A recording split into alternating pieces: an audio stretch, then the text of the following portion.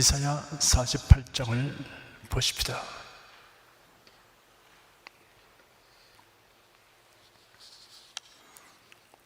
1절, 2절, 2절을 다 같이 읽겠습니다.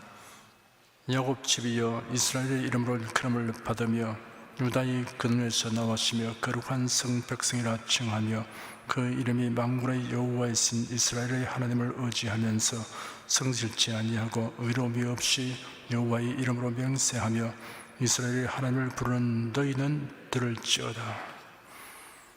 47장에서는 바빌론이 하나님의 징벌을 받아 멸망하게 될 것이 예언되었습니다. 여기서는 바빌론의 이 많은 심판으로 이스라엘이 구원을 얻을 것을 예언하고 있습니다. 그리고 그 일을 수행할 자를 이미 지정해 놓으시다는 사실을 예언하였습니다. 이스라엘이 구원받기에 합당하게 행하였기 때문이 아니라 하나님께서 선지자를 통해 언약하신 말씀을 이행하시려는 것입니다. 야곱 집이여 이스라엘의 이름으로 일컬음을 받으며 유다의 근원에서 나왔으며 거룩한 성 백성이라 칭하며 하였습니다. 네 가지 호칭이 나열되어 있습니다. 야곱 집, 이스라엘, 유다의 근원에서 나온 거룩한 성 백성이라는 호칭입니다. 이 이름들은 그들에게 주어진 특권을 나타냅니다. 야곱 집이라는 친구는 하나님의 선택을 받았다는 이미지를 진하게 나타냅니다. 이스라엘이라는 친구는 하나님이 언약을 맺은 백성님을 의미합니다. 유다의 근원에서 나왔다고 하였습니다. 야곱이 임종 전에 아들들을 축복할 때 유다에 대하여 말하기를 홀이 유다를 떠나지 아니하며 치리자의 지팡이가 그 발 사이에서 떠나지 아니하시기를 실로가 오시기까지 미치리니 그에게 모든 백성이 복종하리로다 하였습니다. 이는 유다 지파에서 메시아가 출생할 것을 암시하고 있습니다. 거룩한 성 백성이라는 칭호는 하나님을 예배하는 성전에 있는 성의 백성이라는 뜻입니다. 그 이름이 만군의 여호와 이신 이스라엘의 하나님을 의지하면서 성실치 아니하고 의로움이 없이 여호와의 이름으로 맹세하며 이스라엘의 하나님을 부르는 데는 들을지어다 하였습니다. 이스라엘 백성은 그들에게 주어진 칭호가 의미하는 영광과 특권에 합당하지 않게 행하였습니다. 만군의 여호와이신 이스라엘의 하나님을 의지하도록 하면서 그 말대로 행하지 아니하였습니다. 하나님의 말씀대로 행하는 의로움도 없으면서도 여호와의 이름으로 맹세하며 이스라엘의 하나님을 불렀습니다. 3절부터 7절까지 읽겠습니다. 여호와께서 가라사대 내가 옛적에 장내사를 구하였고 내 입에서 내 보였고 내가 호련히 그 일을 행하여 이루느니라. 내가 알거니와 너는 완악하며 네 목의 힘줄은 무쇠요 네 이마는 노시라. 그러므로 내가 이 일을 옛적부터 네게 구하였고 성사하기 전에 그것을 네게 보였느니라. 그렇지 않았다면 네 말이 내 신의 행한 바요 내 새긴 신상과 부어 만든 신상의 명한 바라 하였으리라. 네가 이미 들었으니 이것을 다 보라. 너희가 선전치 아니하겠느냐. 이제부터 내가 새 일 곧 네가 알지 못하던 은비한 일을 네게 보이노니 이 일들은 이제 창조된 것이요 옛적 것이 아니라 오늘 이전에는 네가 듣지 못하였었느니라. 그렇지 않았다면 네가 말하기를 내가 이미 알았노라 하였으리라. 요점이 되는 단어들이 있습니다. 장례사, 세일, 은비한 세일이라는 세 가지 낱말입니다. 장례사는 고레스 이전의 사건으로서 예루살렘의 멸망과 바빌론 포로 생활을 가리킵니다. 세일은 바빌론 포로 생활에서의 해방과 종말에 있을 메시아의 구원 활동을 의미합니다. 은비한 세일은 숨겨져 있는 비밀의 계시를 뜻합니다. 하나님께서 장래일을 미리 말씀하신 의도가 있습니다. 하나님께서 고레스를 통해 이스라엘을 바빌론으로부터 구원하리라고 하신 것은 그 예언이 이루어질 때 이스라엘의 구원이 하나님의 뜻과 섭리의 결과임을 확정하기 위한 것입니다. 만약 하나님께서 미리 장례사에 대하여 말씀하지 않으셨으면 완악한 유다 백성들은 그들이 섬기고 있는 우상을 통해 그들이 구원받게 될 것을 알고 있었다라는 거짓말을 할 것이라고 지적하셨습니다. 하나님께서 선지자를 통하여 말씀하신 예언의 성취는 하나님 말씀의 진실성에 대한 증거가 됩니다. 성경을 알지 못하거나 믿지 않는 사람들은 역사적인 사건들에 대하여 대체로 세 가지 관점에서 말합니다. 첫째는 우연히 된 것이라고 합니다. 둘째는 그들이 섬기는 우상이 한 일이라고 합니다. 셋째는 자신의 지혜와 힘, 달리 말하면 인간의 지혜와 힘으로 된 것이라고 합니다. 유다 백성의 불순종과 완악함을 네 목의 힘줄은 무쇠요, 네 이마는 노시다라는 비유적 표현으로 묘사하였습니다. 네 목의 힘줄은 무쇠요라는 표현은 멍에 매기를 거절하고 목을 뻣뻣하게 하는 황소의 모습을 연상하게 합니다. 네 이마는 노시라는 표현은 수치를 모르는 파렴치한 태도를 지적하는 것입니다. 8절 한 절 읽겠습니다. 네가 과연 듣지도 못하였고 알지도 못하였으며 네 귀가 예측부터 열리지 못하였었나니 이는 네가 괴일하고 게으르하여 모태에서부터 패역한 자라 칭함을 입은 줄을 내가 알았으리라. 이스라엘 백성은 민족 형성 초기부터 패역하였습니다. 이는 그들의 귀가 열리지 못한 까닭입니다.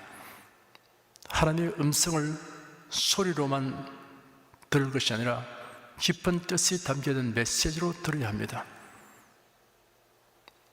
하나님 말씀을 들어도 똑같은 장소에서 들어도 어떤 사람은 의미 없는 말로 듣습니다. 말하자면 그냥 소리 그것 외에는 아닙니다. 그 속에 메시지가 담겨있는 것을 듣지를 못합니다. 그러나 다른 사람은 하나님이 주신 메시지를 듣습니다. 어떤 사건을 보고서 그렇습니다. 이러한 사건을 볼 때 그 속에 담겨있는 메시지를 듣는 사람이 있고 전혀 그것은 들을 수 없는 사람이 있습니다. 아주 극적인 이 사건, 대조적인 사건은 기독교를 자녀가 핍박하던 사울이라는 청년이 대장으로부터 공문을 받아서 다메섹에 있는 기독교를 체포하기 위해서 사람들을 데리고 갔는데 다메섹 도성에서 정오보다 더 밝은 빛이 두루 비쳐서 땅에 다 엎드려졌습니다. 그때 부활하신 예수께서 나타나서 말씀하셨습니다. 이 사울이라는 청년은 대화를 하게 되는 겁니다. 주여 누구십니까? 나는 네가 핍박하는 나사렛 예수다. 이와 같이 주거니 받거니 대화가 있었습니다. 그러나 다른 사람들은 소리는 들었지만 그런 의미를 가진 메시지가 담긴 말씀으로는 전혀 듣지 못했습니다. 똑같은 현장에서 그런 차이가 납니다. 그 크게 이상한 일이 아닙니다. 교회 와서 똑같은 성경을 읽고 성경을 풀어서 설명하는 설교를 듣고 있으면서 그 속에 담겨져 있는 메시지를 전혀 받지 못하고 가는 사람이 있습니다. 소리만 들은 거랑 마찬가지입니다. 그러나 그 속에서 오늘 내게 주신 말씀이구나. 아, 이건 참 놀라운 진리다. 전에 깨닫지 못했던 부분을 또 하나님이 알려주시구나. 기뻐하고 감격하고 그러고서 그 메시지를 받아서 나아가는 사람이 있습니다. 하나님 말씀을 진정으로 잘 듣는 사람은 그 말씀을 믿고 순종합니다. 말씀 듣고 머리로는 이해해도 그게 믿음을 부합하지 않고 그걸 꼭 믿을 것 없지 않냐, 믿기지 않는다, 그런 일이 있다는 것을 내가 알지. 이 정도 해가는 사람은 제대로 못 들은 겁니다. 제대로 말씀을 들으면 그 모든 말씀의 믿음을 부합합니다. 믿음을 합칩니다. 이스라엘 백성이 광야에서 하나님 말씀을 들었지만 그들이 믿음을 부합하지 아니한 연고로 그렇게 원망불평하고 낭패를 당하게 되었다고 성경은 말씀하고 있습니다. 그리고 말씀은 약속과 명령으로 되어 있습니다. 명령에 대해서는 그 말씀을 쫓아서 준행하려고 결심하게 되고 힘쓰게 되는 것입니다. 이런 삶이 소위만 들은 그 사람이 아니고 말씀을 들은 삶이다 라고 말할 수 있습니다. 9절 10절 2절 읽겠습니다. 내 이름을 위하여 내가 노하기를 더디할 것이며 내 영예를 위하여 내가 참고 너를 멸절하지 아니하리라. 보라, 내가 너를 연단하였으나 은처럼 하지 아니하고 너를 고난의 풀무에서 택하였노라. 하나님은 그가 택한 자들을 기어코 구원하시려고 인내하시며 구원할 자를 연단하십니다. 보라, 내가 너를 연단하였으나 은처럼 하지 아니하고 너를 고난의 풀무에서 택하였노라 하였습니다. 은을 재련할 때처럼 가혹하게 연단하지 않겠다는 말입니다. 은을 재련할 때는 불순물이 섞인 은을 용광로 속에서 녹여 불순물이 제거되고 순은만 남을 때까지 연단합니다. 만약 하나님께서 이스라엘을 은처럼 연단하셨다면 불순물 덩어리인 이스라엘은 결코 존재하지 못하게 되었을 것입니다. 하나님께서는 우리의 연약한 체질을 아시고 우리가 감당할 만큼의 연단만 하십니다. 이 연단은 구체적으로 이스라엘의 바벨론 포로 생활을 가리키는 것입니다. 오늘 연단할 수 있으면 바벨론 끌려가서 다 멸절되고 말았을 것입니다. 그러나 하나님께서 그들에게 연단을 통하여서 변화받게 하시고, 그래도 완전히 그들의 불순물이 해결 안 되었어도 또 하나님께서 그들을 언약하신 말씀대로 포로된 지 70년 만에 고토로 돌아오게 하신 것입니다. 시편 103편에 기록되기를 아비가 자식을 불쌍히 여김같이 여호와께서 자기를 경외하는 자를 불쌍히 여기시니 이런 저가 우리의 체질을 아시며 우리가 진토임을 기억하심으로다 하였습니다. 고린도전서 10장 13절에는 사람이 감당할 시험 밖에는 너희에게 당한 것이 없나니 오직 하나님은 미쁘사 너희가 감당치 못할 시험 당함을 허락지 아니하시고 시험 당할 즈음에 또한 피할 길을 내사 너희로 능히 감당하게 하시느니라 하였습니다. 연단의 목적은 파멸이 아니라 신앙의 성숙을 위한 것입니다.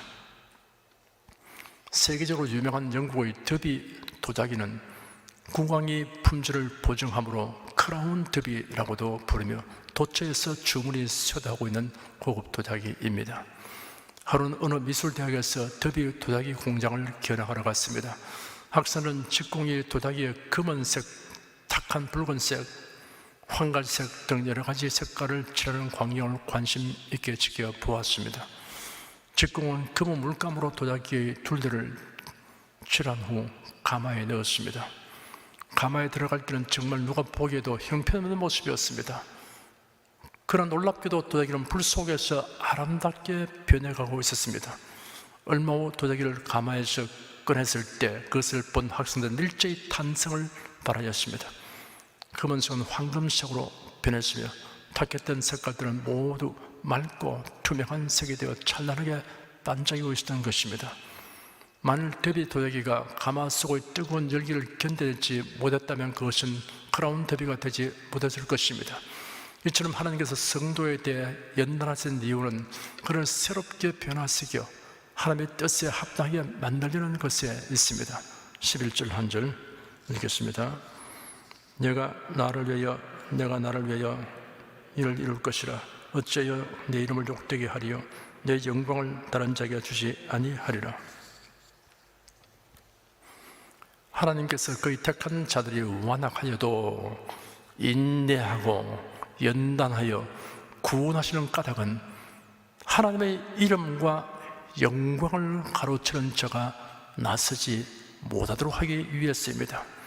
하나님은 우리에게 모든 좋은 것을 주셔도 하나님의 영광을 가로치는 자는 그냥 내버려두지 않았습니다. 루시퍼가 교만하게 되어 하나님에게 도전하다가 추락된 사건이 이사야 14장에 게시되어 있습니다. 네가 네 마음에 이르기를 내가 하늘에 올라 하나님의 무별 위에 나의 보좌를 높이리라. 내가 북극 지폐의 산 위에 좌정하리라. 가장 높은 구름에 올라 지극히 높은 자와 비기리라 하도다. 그러나 이제 네가 음부 곡구덩이의 맨 밑에 빠지우리다 하였습니다. 느부갓네살 왕이 바벨론 궁 옥상에서 거닐면서 말하기를, 이 큰 바벨론, 이 위대한 바벨론은 내가 능력과 권세로 건설하여 나의 도성을 삼고 이것으로 내 위엄의 영광을 나타낸 것이 아니냐 하였습니다. 그때 하늘에서 소리가 나기를, 느부갓네살 왕아, 네게 말하노니 나라의 위가 네게서 떠났느니라. 네가 사람에게서 쫓겨나서 들짐승과 함께 거하며 소처럼 풀을 먹을 것이요, 이와 같이 7대를 지내서 지극히 높으신 자가 인간 나라를 다스리시며 자기의 뜻대로 그것을 누구에게든지 주신 줄을 알기까지 이르라 하였습니다. 두로와 시돈 사람들이 헤롯 왕의 환심을 얻으려고 군중 집회에 초청하였습니다. 헤롯이 왕복을 입고 왕자에 앉아 그들에게 연설하니 백성들이 큰 소리로, 이것은 신의 소리요 사람의 소리는 아니다 라고 외쳤습니다. 성경에는 헤롯이 영광을 하나님께로 돌리지 아니하는 거로 주의 사자가 고치니 충이 먹어 죽으니라 라고 기록되었습니다. 하나님은 산라만상 우주 만물을 지으시고 맨 마지막 날 하나님의 형상과 모습으로 사람을 만드셨습니다. 그리고 이 모든 것을 다 주셨습니다. 이것을 다스리라, 관리하라, 누리라 주신 것입니다. 아담이 범죄함으로 인해서 그 자격을 많이 상실하고 말았습니다만은, 그래도 사람이 다른 모든 피조물보다 탁월하다는 것은 역사가 증명하고 있습니다. 범죄하지 않았으면 어떻게 됐게 됐냐? 이 하나님이 지으신 세계를 어떤 모습으로 지금 관리하고 있을까 상상을 해볼 만합니다. 장래에는 여러분 그렇게 될 것입니다. 우리가 다 새하늘과 새 땅 새 예루살렘에 들어가서 살게 되고, 그리고 하나님이 지으신 모든 세계를 다스리는 자가 될 겁니다. 왕같은 제사장으로서 임무를 수행하게 될 것입니다. 그런데 하나님께서 그와 같은 자격을 주셨는데 결국은 그것을 다 상실하고 말았습니다. 그렇지만 하나님께서는 언젠가는 그 모든 것을 다시 복구시켜 줄 때가 오게 되는 것입니다. 이 땅에 사는 동안 우리가 꼭 알아야 될 것이 뭡니까? 사탄은 자기가 어떻게 해서 추락하게 된 걸 알기 때문에 하나님이 사랑하는 인간도 똑같은 전철을 발굴하기 위해서 속인 것이 선악과를 보면 하나님처럼 된다 이렇게 한 겁니다. 사람이 하나님의 영광에 도전하다가 결국은 타락한 죄인이 되고 하나님의 진노 아래에 있고 이미 심판이 내려져서 죽음과 함께 형집행이 되면 영원한 지옥에서 고통하게 되는 처지가 되고 말았습니다. 성경은 줄곧 이 사실을 여러 부분과 여러 모양으로 우리가 강조해서 말하고 있습니다. 그런데 이 세상에는 우상 섬기고 하나님 영광을 우상에 돌리고 뭐든지 자기가 했다고 떠들고 이렇게 하는 사람들이 무수히 많은데 하나님이 왜 그냥 두시느냐? 그냥 두시는 것이 아닙니다. 하나님이 그를 심판하시는 날이 곧 다가옵니다. 인생 100년을 산데도 우리가 가지는 시간관념으로 굉장히 긴 세월같이 보이지만 영혼 안에서 볼 때는 그것은 긴 시간이라고 할 수가 없어요.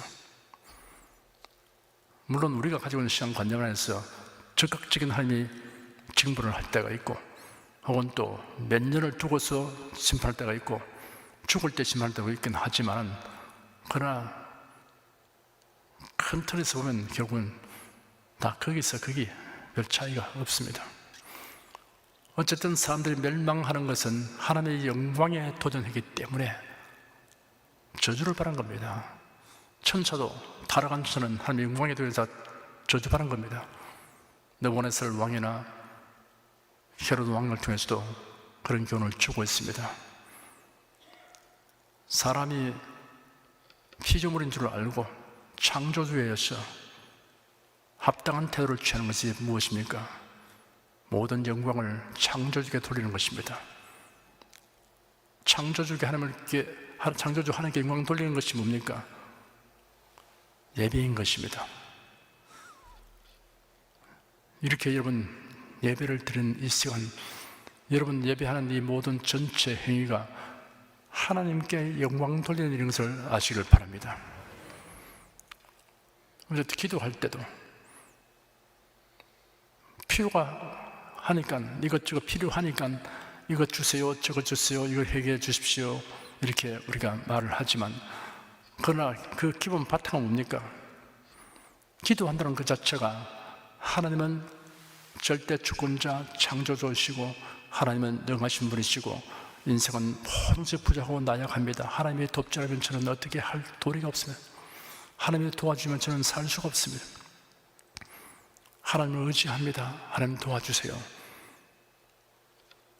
이것이 창조주에게 영광 돌리는 일인 것입니다. 여러분.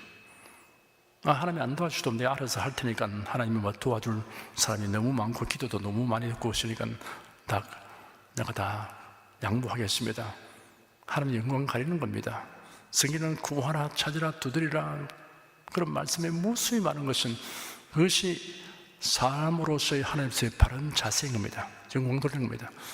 그래서 여러분께서 하나님이 함께 하지 않고 도와주지 않으면 저는 아무것도 할 수 없고 무용치 모르고 한순간도 살아갈 수가 없습니다. 하나님의 복을 주지 않는데 내가 어떻게 행복할 수 있습니까? 그러면 저는 오직 주만 앙망합니다. 시시각각 분초마다 주님을 의지하고 주의 덤을 바르고 살아갑니다. 이것이 기도요, 하나님께 영광 돌리는 겁니다. 찬송 또한 그런 것입니다. 하나님이 행하신 일, 지금도 우리를 위해서 하고 계시는 일, 장차 우리를 위해서 행하신 일들을 두고서 우리가 찬송을 지어서 부르고 있지 않습니까? 모든 영광을 하나님께 돌리는 삶, 이것이 피조물의 존재하는 이유가 되는 것입니다. 우리의 삶의 가장 것이 영광스러운 임무이기도 한 것입니다. 하나님의 영광을 위해서, 이것이 우리의 삶의 모든 중대한 목표인 것입니다. 먹든지 마신지 무엇을 하는지라고 말씀했습니다. 그래서 여러분 삶이 바로 하나님의 영광을 위해서 산다, 이게 초점이 꼭 맞춰진다는 것을 기억하게 되기를 바랍니다. 어떤 일에도 내가 잘났어, 내가 훌륭했어, 내 덕분에 하나님도 도움 받는다, 내가 이렇게 하나님께 많이 헌신해서 하나님도 큰 도움을 받는 걸, 이런 착각을 한다면요, 하나님 영광을 가로채고 있는 겁니다. 여러분, 그게 무슨 죄가 되는 겁니다. 하나님, 제가 이렇게 시간 들고 몸 들고 정 들고 헌신한 것 가지고서 하나님께 무슨 은혜를 갚는 것은 전혀 아니고, 베푸신 그 은혜에 대해서 어떻게 감사를 표현할까 하는, 감사 표현을 하는 방법밖에 아닌데 항상 그것이 미흡합니다. 부족합니다.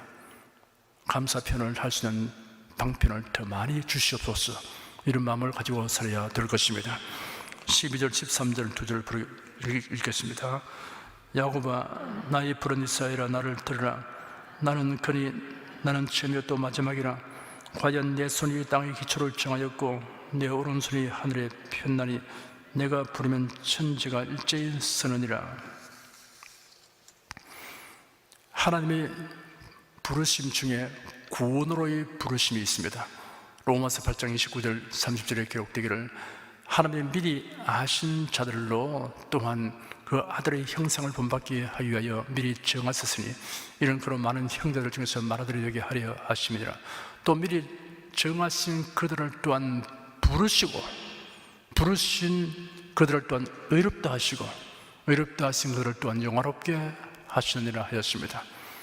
우리를 부르시는 하나님의 장중에 모든 것의 시작과 끝이 있습니다. 하나님의 손은 만물을 창조하시고 보존하시는 손입니다. 여러분께서 하나님의 부르심을 받고 예수를 믿고 하나님을 아버지로 섬기고 살고 있습니다. 이러한 부르신 하나님께서 모든 시작과 끝이 되고 처음과 나중이 되시고 모든 것을 다 하나님의 장중에서 처리해 나가는 것을 생각하면서 마음 든든하게 가지게 되기를 축원합니다. 14절 한 절 읽겠습니다. 너희는 다 모여 들으라. 나 여호와의 사랑하는 자가 나의 뜻을 바벨론에 행하리니 그의 팔이 갈대아인에게 임할 것이라. 그들 중에 누가 이 일을 예언하였느냐. 고레스 왕을 가리켜 이사야 44장과 45장에서 나의 목자, 나의 기름 부음 받은 자라고 하였고, 여기서는 나 여호와의 사랑하는 자라고 하였습니다. 고레스 왕이 바벨론과 이스라엘에게 행한 일은 예수 그리스도의 무형 역할을 하였습니다. 고레스 자신은 알지 못했습니다. 15절 한 절 읽겠습니다. 나 곧 내가 말하였고 또 내가 그를 부리며 그를 인도하였느니 그 길이 형통하리라. 고레스의 형통은 하나님께로 말미암은 것입니다. 불신자 우상 숭배 국가의 번영도 하나님의 섭리 안에서 되는 것입니다. 왜 우상 숭배하는 나라가 잘 되는가? 왜 하나님을 거역하고 우상 숭배하는 사람들이 형통한가? 이상하다 이런 생각이 들 수 있습니다. 그러나 이상한 것이 아닙니다. 그건 단면적으로 보면 그런 것이죠. 큰 틀에서 보면 모든 것은 하나님의 택한 백성을 중심으로 하나님이 섭리하고 운행하고 있는 것을 알아야 될 것입니다. 일본이 전후에 잿더미에서 저렇게 빨리 일어나서 경제 대국이 되고 번영하게 된 것 보면서 저렇게 우상 숭배의 나라가 저토록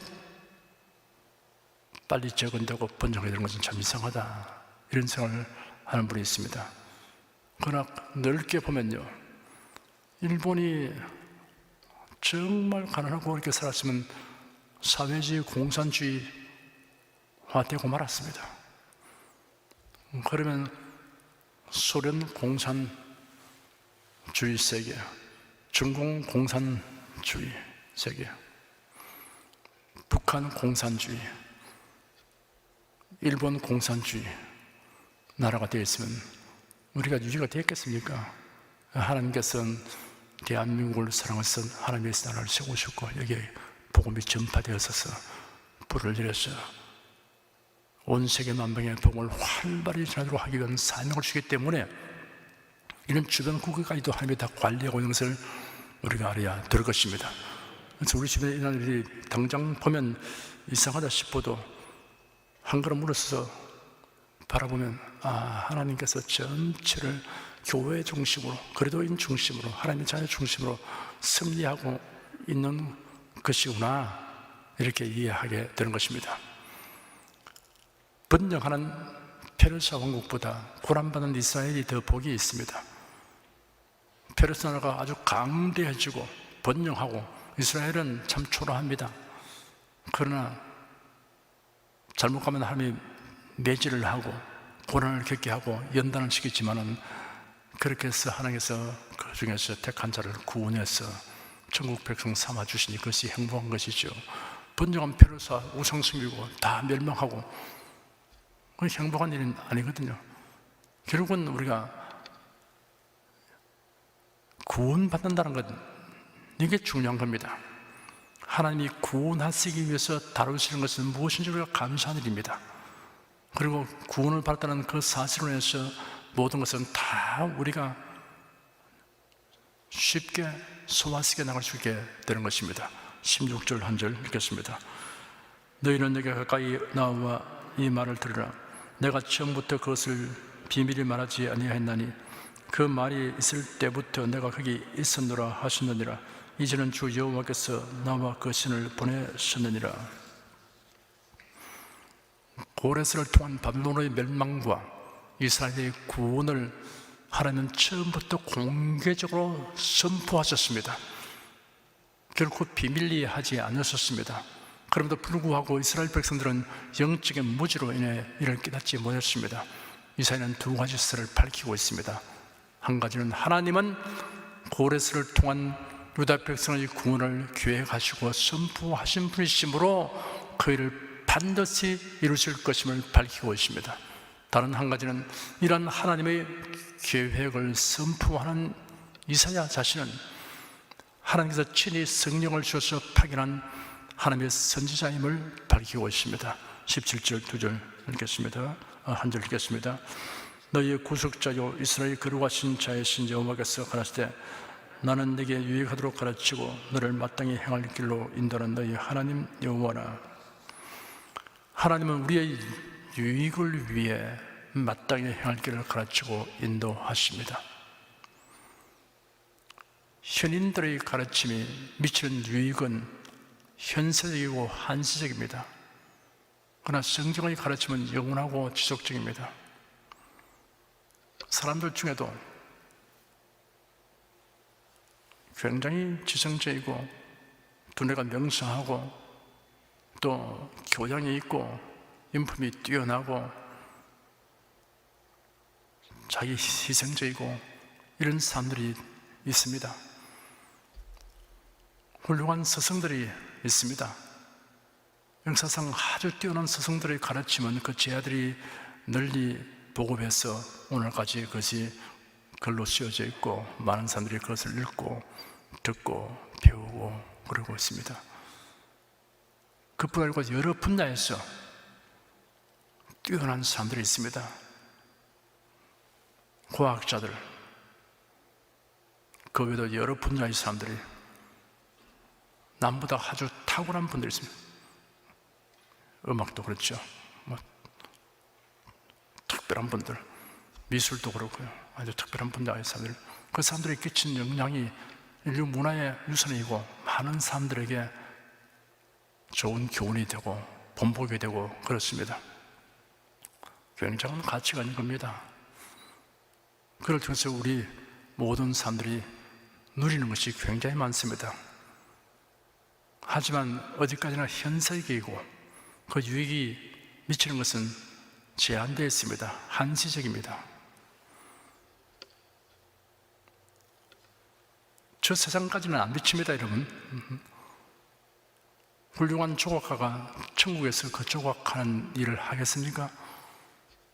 훌륭한 여러분, 이 과학자가 천국에서 그 과학적인 활동을 할 필요가 있겠습니까?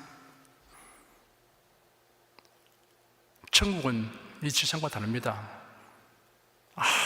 아무것도 더 보탤 것이 없습니다. 지상에 사는 동안 좀 더 삶을 개선해보고 우리가 사는 세상을 좀 더 부유하고 편리하게 해보려고 애를 썼지 않습니까? 그래서 여러 방면에서 두각을 드러내고 많은 사람에게 가르치는 스승이 되는 사람이 필요하지만 천국은 그렇지 않습니다. 아마 우리가 지금 현재 IQ가 150 된다 하면 깜짝 놀라고 200 된다 하면 아주 특이한 사람들이고 세계 멘사 협회라고 있는데 거기는 IQ가 200 이상 되는 이런 사람들 가입되어 있는 그런 조직도 있는데 그런 두뇌를 부러워하지만 천국 가면 여러분 지능지수가 1000도 넘을 겁니다. 내가 왜 그렇게 장담하느냐? 지금 우리가 아는 것이, 이해하는 것이, 보는 것이 이 녹그릇에 이렇게 자기를 비춰보는 것 같이 희미하다 그랬어요. 옛날 거울은 이런 종류의 거울이었습니다. 희미합니다. 자기 모습은 보이는데 정확히 알 수가 없어요. 자기 모습에 비친다 그밖에 없죠. 그런데 얼굴과 얼굴을 대하여 보면은 완전히 알지 않습니까? 천냥지차가 되죠. 천국 가면 여러분 아브람 만나기 위해서 수소문 해가지고서 안내받고 하는 건 없습니다. 만나면 알아요. 야곱도 만나면 알고 요셉도 알고 어떻게 합니까? 언제 본 적 있습니까? 다 안다 그 말입니다. 그러니까 거기에 이 세상에서 두뇌가 명석한 과학자다, 훌륭한 선비다 하는 사람, 그 지식이 필요 없는 겁니다. 모든 사람들이 아주 이 세상에는 완전히 다른 그런 우리 육체, 부활의 몸을 가지게 될 것이고, 지혜와 지식도 아주 탁월하게 될 것이고, 그런 상황 속에 우리가 살게 될 것이므로, 지상에서의 이 교훈, 가르침, 이 모든 기술, 이런 것이 천국에서 적용될 것이 아무것도 없습니다. 훌륭한 건축기사가 천국 가면 여러분, 설계기사가 천국에서 천국을 좀 더 발전시켜서 설계를 하고 그래 하입니까? 부족한 게 있어야 더 보태죠. 부족한 것이 없는데 뭘 새로 설계를 하고 더 짓고 보태고 할 게 있습니까? 그러나 이 하나님 말씀이 주는 유익이란 것은 영원한 것입니다. 지속적인 것입니다. 하나님을 알고 하나님을 섬기는 도를 배우고, 그래서 이 말씀 따라 사는 모든 사람들은 이 지식이 주는 그 혜택이 지상에서 끝난 게 아닙니다, 여러분. 이 지식으로 인해서 얻은 그 혜택, 유익이 영원히 가는 것을 알게 되기를 바랍니다. 18절, 19절 두 절 읽겠습니다. 슬프다, 네가 나의 명령을 듣지 아니하였도다. 만일 들었다면 네 평강이 강과 같았겠고, 네 이가 바다 물결 같았을 것이며, 네 자손의 모래 같았겠고, 네 몸의 소승의 모래 알갱이 같았어. 그 이름이 내 앞에서 끊어지지 아니하였겠고 없어지지 아니하였으리라 하셨느니라. 유다 백성이 하나님의 말씀에 순종했더라면 평강이 강 같았을 것이고, 의가 바다 물결 같았을 것이며, 자손이 모래 같았을 것이라고 하였습니다. 참 안타까운 일이죠. 아브라함의 자손들은 얼마나 큰 특권입니까? 그들처럼 하나님의 선지자를 통해서 말씀을 들은 백성이 어디 있습니까? 그들처럼 하나님의 직접 관여하셔서 직접 통치해 주시고 이끌어 주신 이를 체험한 백성이 어디 있습니까? 하나님의 세상에 친히 강림해서 사람의 음성으로 말씀을 들은 백성들입니다. 광야에서 40년 동안 만나를 먹은 백성입니다. 하나님 말씀대로 믿고 살았으면 지금 여기 말씀한 대로 평강이 강과 같고, 의가 바다 물결 같고, 그리고 번영함이 모래 알갱이 같았다. 내 앞에서 끊이지 않고 없어지지 아니한다, 이렇게 말씀했습니다. 이스라엘은 범죄함으로 바빌론에 포로되어 가는 엄중한 징계를 받았고, 포로 기간의 고역으로 인해 해방되어 귀환할 때 이스라엘 백성들의 수는 매우 적어 스룹바벨과 같이 귀환한 자가 5천이 못 되었으며, 에스라와 같이 귀환한 자가 2천을 넘지 못했습니다. 그러나 이 말씀 통해서는 혈통적 민족적 개념의 이스라엘을 영적 이스라엘로 대치시키려고 하는 하나님의 의도가 어렴풋이나마 시사되고 있는 것입니다. 언약 백성으로서의 모든 특권을 쥐고 있던 그 영광스러운 신정체제는 이제 망각 속으로 사라짐으로써 그림자와 모형의 시대가 지나가고, 왕 대신 그리스도께서 통치하신 새로운 이스라엘의 탄생이 넌지시 예고되어 있습니다.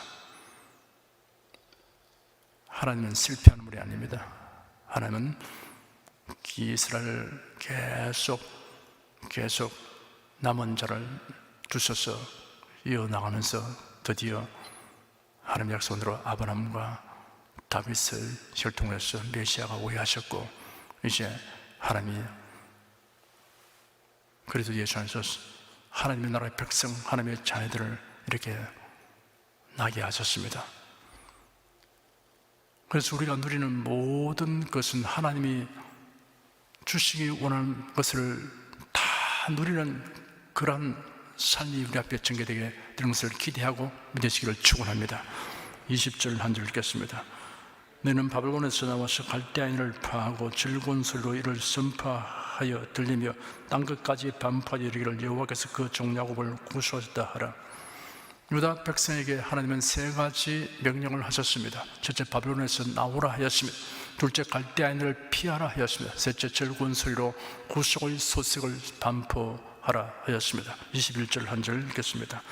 여호와께서 그들을 사막으로 통과하시던 때 그들로 목마르지 않게 하시되 그들을 위하여 바위에서 물이 흘러나게 하시며 바위를 쪼개사 물로 솟아나게 하셨느니라.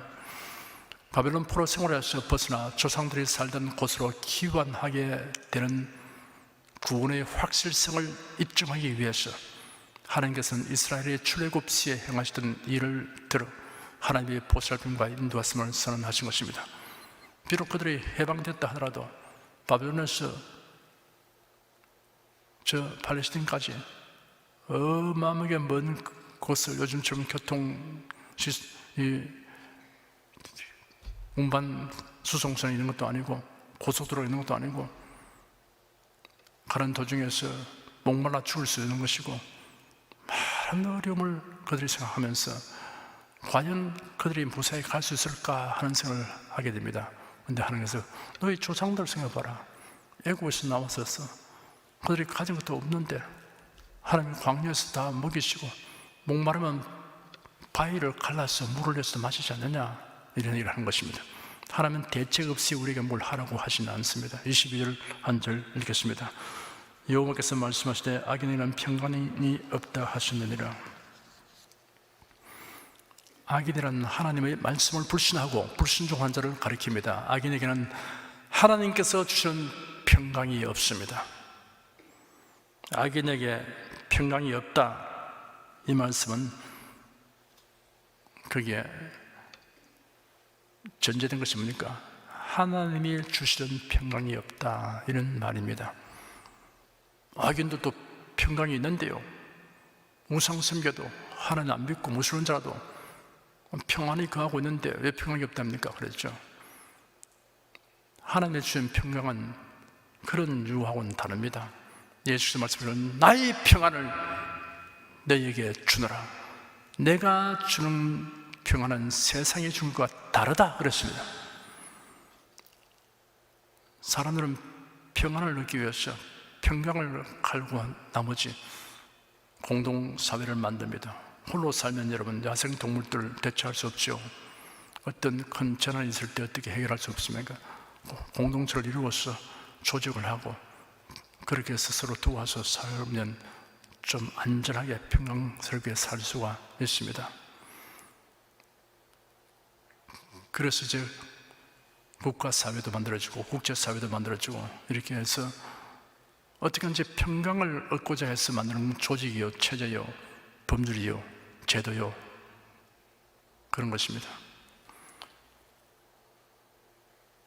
이러한 노력의 결과로서 옛날보다는 평강하게 살 수 있는 상황이 되어 있습니다. 물론 전쟁이 나면 침전이 나면 그건 도저히 감당할 수 없는 일이지만 그렇지 않은 상황에서는 아주 옛날 시대보다는 훨씬 더 사람들이 의학적으로나 혜택을 많이 받고 있고 또 사회적으로도 경제적으로도 혜택을 받고 있고 어려움이 있으면 먼 다른 나라에서 도와줄 수 있게 되는 것이고 이런 상황이 되어서 많이 평강을 얻고 있습니다만 이런 평강이 아닌 다른 평강이 필요합니다. 먹을 것 입을 것 다 쌓아놓고 아주 거루고하게 살면서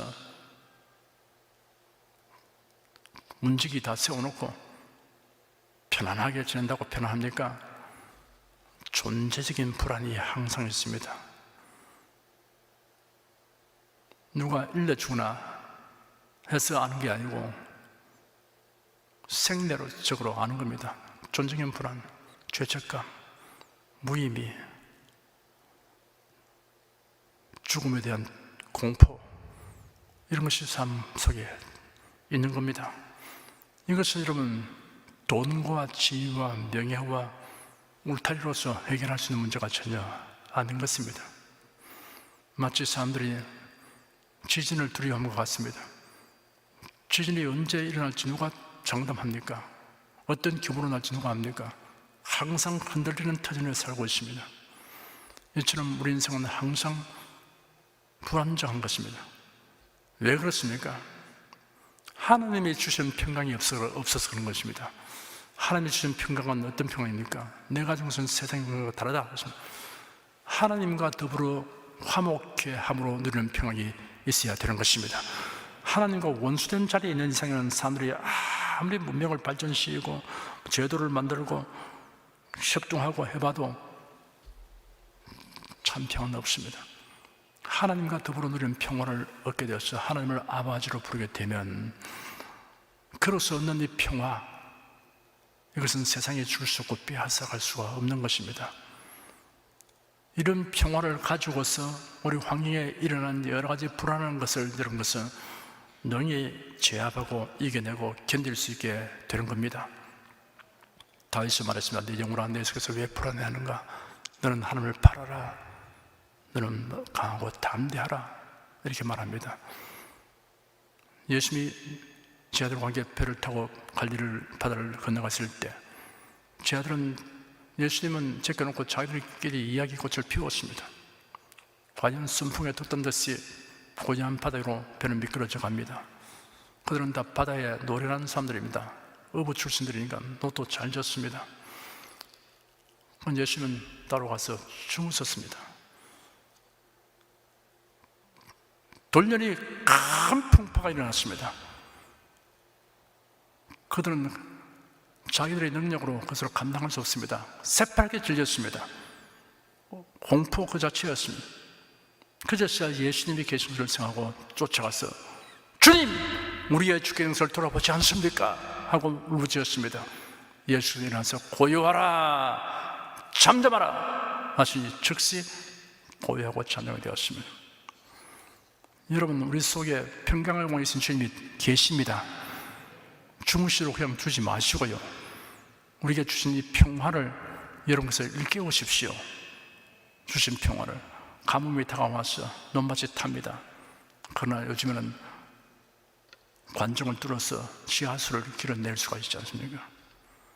지하수가 풍부한 데는 그 물을 끌어올려 가지고서 논에 물을 떼고 밭에 물을 줘서 다 해결합니다. 엄청량의 지하수가 땅에 있습니다. 땅 속에 있습니다. 눈에 안 보이지만 실제합니다. 눈에 보여서 끌어내서 사용하면 되는 겁니다. 여러분 속에 있는 평화, 끝없는 평화, 한없는 평화, 이 평화를 여러분 생활 밖으로 끌어내셔서 여러 가지 불안한 것들에 대해서 그것을 제압하고 다스리고 처리하는데 활용하게 되시기를 바랍니다. 두려워하지 말아라. 하나님이 나와 함께 계신다. 하나님 나를 도와주신다. 하나님 나의 장래를 보장해 주신다. 나와 함께 계신 주님께서 주신 평화가 내 속에 있다. 이 평화는 빼앗아갈 수 없다. 그러므로 고요하라 잠잠하라 이렇게 제압을 하게 되기를 바랍니다. 기도하겠습니다. 하나님 감사합니다. 오늘도 열심을 주시고 예배드리기를 즐거워하게 하신 것을 감사합니다. 모든 영광을 하나님께 돌립니다. 우리가 행하는 모든 일들을 하나님께서 늘 손잡고 이끌어 주셔서 주의 뜻을 주사 살도록 인도해 주시니 감사합니다. 말씀이 우리 발에 등이요 길에 빛이 되어 주셔서 비춰주심으로 저희들이 혼란하지 않고 바르게 결정하고 선택하며 살게 하시니 감사합니다. 예수님 이름으로 기도드립니다. 아멘.